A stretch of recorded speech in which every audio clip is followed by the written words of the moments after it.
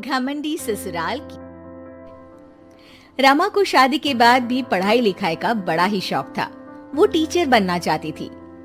रमा का ससुराल शहर के सबसे अमीर घरों में से एक था, पर साथ ही उसके ससुराल वालों को अपने बिजनेस और पैसों का बड़ा ही घमंड था।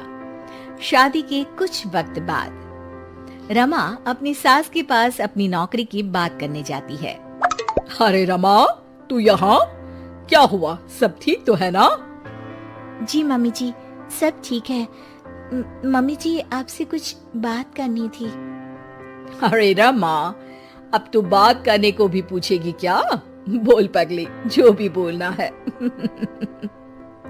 मम्मी जी, अब तो शादी को काफी समय भी हो गया है और घर में सभी काम के लिए नौकर लगे हैं।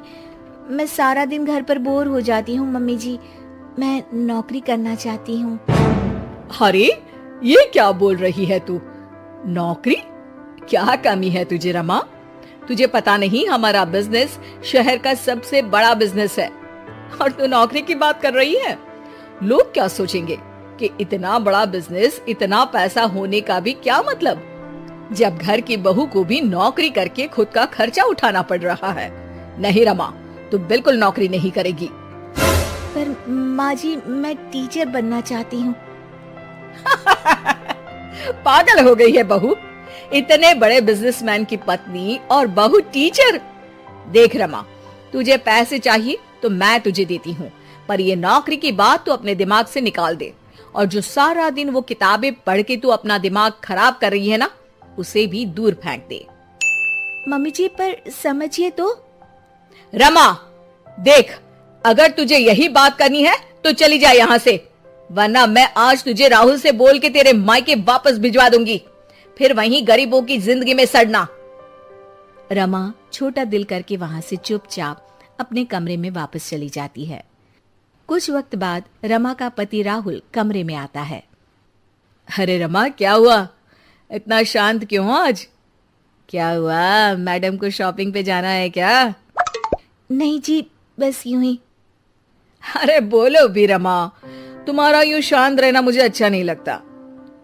रमा पति के सामने नौकरी करने की बात रखते हुए कहती है, सुनिए ना, मैं नौकरी करना चाहती हूँ। मम्मी जी से इस बारे में बात हुई थी, लेकिन उन्होंने साफ इनकार कर दिया, इसलिए मैं आपकी सहमति चाहती हूँ। राहुल रमा की बात सुनकर जोरों से हंस पड़ता है।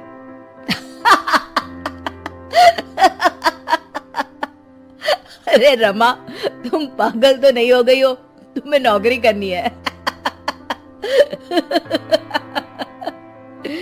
क्या कमी है तुम्हें? तुम्हें शॉपिंग पर जाना है तो मेरा क्रेडिट कार्ड लेकर जाओ। और वैसे भी तुम एक अमीर बिजनेसमैन की पत्नी हो, तुम भी ना रमा। रमा राहुल के सामने नौकरी करने की जिद करती है। पर सुनिए तो, मैं नौकरी पैसों के लिए नहीं, अपने लिए करना चाहती हूँ। मेरा बचपन से टीचर बनने का सपना था, मैं उस सपने को पूरा करना चाहती हूँ। पागल हो चुकी हो तुम। बिल्कुल पागल। राहुल भी माँ की भाषा बोलता है और रमा के सपनों का मजाक उड़ाकर सो जाता है। रमा फिर से अपना दिल छोटा करके सो जाती है। अगले दिन सुबह रमा मम्मी जी से कहती है, मम्मी जी, मैं पास वाले बाजार तक जा रही हूँ। ठीक है बहू, पर शाम को जल्दी लौट आना। जी मम्मी जी। रमा सामान लेने मार्केट जाती है। तभी उसे रास्ते में एक पोस्टर दिखता है जिस पर लिखा होता है, टीचर की जरूरत है। रमा उसे देख बहुत खुश हो जाती है और बिना सोचे वहां चली जाती है। अब सुनिए, मैंने बाहर आपका पोस्टर दिखा, टीचर की जरूरत है, तो इसीलिए मैं अंदर चली आई। अरे मैडम, आप तो कोई बड़े परिवार से लगती हैं। हमारा तो बस एक छोटा सा एनजीओ है जिसके लिए हमें एक टीचर की जरूरत है जो कम पैसों में इन बच्चों को पढ़ा सके।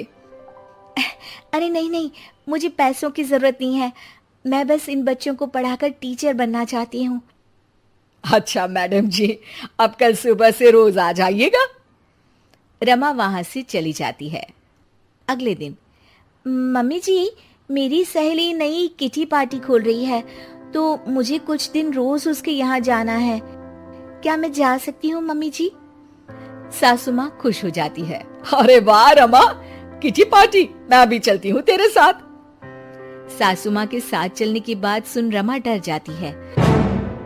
जी जी जी जी माँ जी, वहाँ कोई आपकी उम्र का नहीं होगा, आप वहाँ बोर हो जाएंगी।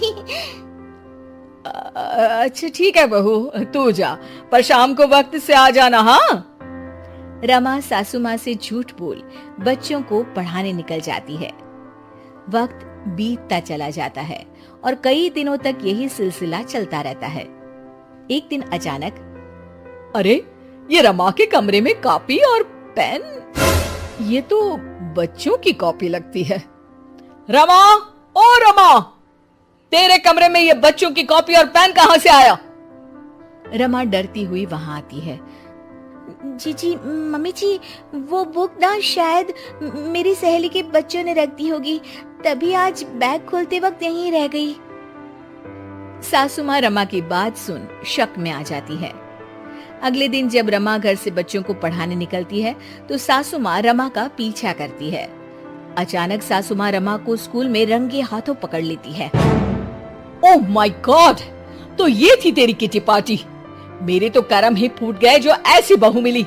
क्या मुंह दिखाएंगे हम दुनिया वालों को जब उनको ये बात पता चलेगी कि इतने बड़े बिजनेसमैन घर की बहू छुप के यहाँ नौकरी कर रही है। ओह गॉड, ये सब देखने से पहले मैं मर क्यों नहीं गई? तूने तो हमारा नाम ही डुबो दिया। चल घर, अभी बताती हूँ तुझे। सासू माँ गुस्से में रमा को घर ले ही जा रही होती है कि तभी वहां स्कूल का मैनेजर आ जाता है और रमा से कहता है, अब मैडम जी, आपका बहुत बहुत धन्यवाद। आज आपकी वजह से हमारे एनजीओ के बच्चों ने शहर में टॉप कर हमारे एनजीओ का नाम रोशन किया है। आपका शुक्रिया मैडम जी। इतने अमीर परिवार से होने के बावजूद भी आपने बिना पैसों के इन बच्चों को पढ़ाया। जब तक आप जैसे लोग इस दुनिया में हैं, कोई गरीब का बच्चा पढ़ाई में पीछे नहीं रहेगा। मैनेजर की बातें सुन सासू माँ का रमा के प्रति दिल पिघल जाता है और वो रमा से कहती है, बहू, तू कल से रोज इन बच्चों को पढ़ाने जा सकती है, पर साथ ही इन बच्चों के लिए नए कपड़े और किताबें भी ले जाना। इन बच्चों की पढ़ाई में कोई कमी नहीं होनी चाहिए। सासू माँ की बातें सुन रमा खुश हो जाती है और फिर से बच्चों को पढ़ाने में लग जाती है, पर अब छुपाकर नहीं, खुलेआम।